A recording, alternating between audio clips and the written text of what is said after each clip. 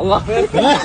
O'zbekiston o'yini sal qiyinroq o'tadi, chunki hamma nimani bizada bo'ladi, ko'p odam ko'rsatadi. O'ylaymanki, yaxshi o'tadi bugungi o'yin.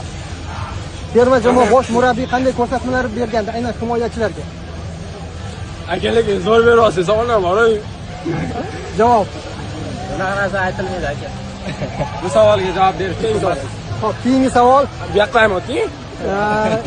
Nishonlash qanday bo'ladi? 10-da. 10-da nishonlash qanday bo'ladi? Ko'ramiz. Barcha oldindan aytib qo'yish kerak emas. Hozir butun O'zbekiston ko'ryapti sizni. O'zbekistonlik muxlislarga, sizning muxlislaringizga fikrlaringiz. Salom nima? Salom. Tabriklaymiz hammani. Ha. Bo'ldi. Ha? Hozir yig'lavoradi aka.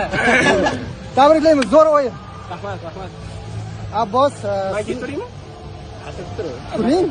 Do'stingizning yonida turing. O'z bo'lsang, Abbos. Xo'p, Abbos, tabriklayman. Juda og'ir o'yin, juda og'ir yo'l bosib o'tildi va yangi tarix yaratilyapti shu haqida. Alhamdulillah. Bu g'alabaga erishdi butun xalqimiz juda ko'pdan beri kutdi.